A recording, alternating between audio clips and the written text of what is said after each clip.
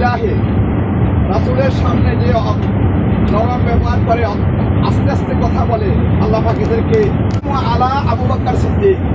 আর একটু বার্তা লেখা আছে হুনা আসসালামু আলা উমর ইবনে খাত্তাব। তাহলে কয়জনের কবর? কয়জনের কবর আলসা? 3 জনের কবর। প্রথম কার কবর? রাসূল সাল্লামের। পরেরটা আবু বকর, পরেরটা ওমর। রাসূলকে সালাম কিভাবে দিবেন? আসসালামু আলাইকা আইয়ুহান নবী ওয়া রাহমাতুল্লাহি ওয়া বারাকাতুহু। তাশাহুদে আত্মাহিয়াতে আছে নাকি? না, নাই। আমরা সবাই পারিয়ে যাই। আমরা আসি আপনাদের সাথে শুধু এটাকে একটু স্মরণ করা যাবার, অন্য কোনো কারণে আমরা আসি না আপনাদের সাথে।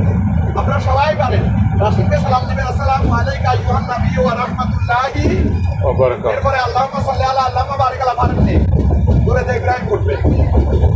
এরপরে হযরত আবু বকরকে সালাম দিবেন, আসসালামু আলাইকা আবু বকর সিদ্দিক রাদিয়াল্লাহু আনহু। আসসালামু আলাইকা আবু বকর সিদ্দিক রাদিয়াল্লাহু আনহু। আসসালামু আলাইকা আবু বকর সিদ্দিক রাদিয়াল্লাহু আনহু। এরপরে হযরত উমরকে সালাম দিবেন, আসসালামু আলাইকা উমর ইবনে খাত্তাব রাদিয়াল্লাহু আনহু। আসসালামু আলাইকা উমর ইবনে খাত্তাব রাদিয়াল্লাহু আনহু। আসসালামু আলাইকা উমর ইবনে খাত্তাব রাদিয়াল্লাহু আনহু। কয়জনকে সালাম দিলাম? 3 জন। 3 জনকে। আচ্ছা, প্রথম ব্যক্তিকে রাসূলকে সালাম কিভাবে দিবেন? আসসালামু আলাইকা আইয়ুহান নবী ওয়া রাহমাতুল্লাহি ওয়া বারাকাতুহু। আবু বকরকে সালাম কিভাবে দিবেন? আসসালামু আলাইকা আবু বকর সিদ্দিক রাদিয়াল্লাহু আনহু।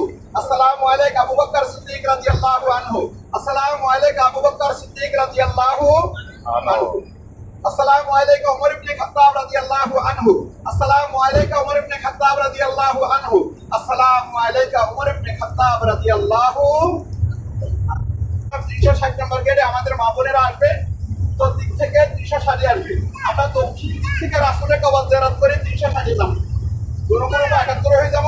আমাদের মা বোনেরা আগে রাসূলকে সালাম দিয়ে আপনারা একসাথে থাকবেন, আমরা একসাথে সবাইকে নিয়ে বাকি কবরস্থানে চলে যাব, যেখানে 10,000 সাহাবা রাদিয়াল্লাহু আনহুম আছে, যেখানে দ্বিতীয় খলিফা ওসমান রাদিয়াল্লাহু তাআলা কবর আছে, যেখানে রাসূলের মেয়ে ফাতেমা রাদিয়াল্লাহু আনহার কবর আছে। জিয়ারত করব না? কি বলেন হামশেবরা? জি। মোহাম্মদ খালি মুখে বললে হবে না, কাজে মোহাম্মদ দেখাইতে হবে। আমরা কাজে মোহাম্মদে বিশ্বাস করি, মুখে মোহাম্মদের বিশ্বাস করি। পুরুষদেরকে দেখাই দেবো, আপনারা এই কন্যারে উঁচু করে দাঁড়াবেন। আমি মা বোনদেরকে সবাইকে নিয়ে যাবো, ওনাদের ওয়াশরুমে নীতি পৌঁছা দিব, যেখানে রাসূল পাক সাল্লাল্লাহু আলাইহি ওয়াসাল্লামের দাঁত মুবারক শহীদ হয়েছে। কাফেরদের ক্যাম্প কোথায়, মুসলমানদের ক্যাম্প কোথায়, 50 জন তীরন্দাজ বাহিনী কোথায় দাঁড় করাইছিলেন, সবগুলো আপনাদেরকে উহুদের যুদ্ধের ময়দানে ইনশাআল্লাহ দেখাবো। সবাই একসাথে থাকবেন না এই দৃশ্যটি করবেন একসাথে ইনশাআল্লাহ। আমাদের সবার এখন যাবো আমরা আবুল বিশার রাদিয়াল্লাহু তাআলা আনহুর ঘর ছিলেন এখানে। এখন যেখানে মসজিদ, এটা ছিলেন আবুল বিশার রাদিয়াল্লাহু আনহু বসবাসের জায়গা। রাসূলকে দাওয়াত করলেন, হুজুর কালকে দুপুরে আমার ঘরে ডাল ভাতের দাওয়াত। রাসূল আসি গেলেন। আসার পরে অনেক সাহাবা রাসূলের সাথে মুলাকাত করার জন্য এসে গেলেন। রাসূল সাহাবারা দেখতেছেন আপনারা তাকাল্লুবা ওয়াজহাকা ফিস সামাই। রাসূল বারবার আকাশের দিকে তাকাচ্ছে। সাহাবারা বলতেছেন জোহর নামাজের সময় হয়ে গেছে। আল্লাহ রাসূল বললেন আকাবাত দিলে বাইতুল মুকাদ্দাসের দিকে ফিরে নামাজ 2 রাকাত আদায় করলেন। রাসূল পাক সাল্লাল্লাহু আলাইহি ওয়াসাল্লাম এই রাস্তা দিয়ে 13 দিন 13 রাত পায়ে হেঁটে আসি মদিনাতে পৌঁছে। কতদিন কত রাত? 13 দিন 13 রাত।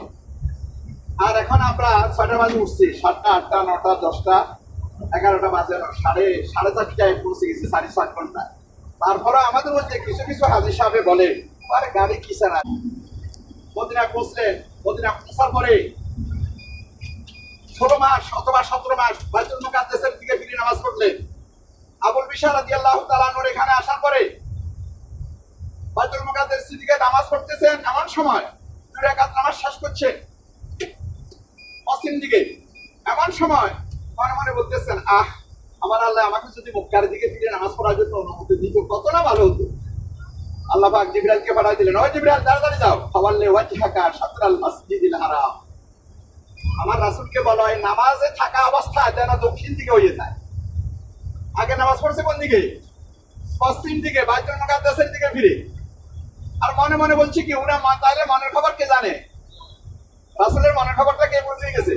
আল্লাহ। আল্লাহ। সাথে সাথে জিবরাইলকে পাঠাই দিল, ফাওয়াল্লি ওয়াজহাকা শাতরাল মাসজিদিল হারাম। এটা কি কোরআন শরীফের আয়াতের নাম নাকি কিছু? আয়াত। কোরআন শরীফে আয়াত, দলিল সহকারে কথা বলতো। জিবরাইল আসে গেছে, ইয়া রাসূলুল্লাহ, আপনি তো আমাদের অত আছে। মুসলমানদের যতগুলি যুদ্ধ হয়েছে কাফেরদের সাথে, সব যুদ্ধটাই হয়েছে রমজান মাসে।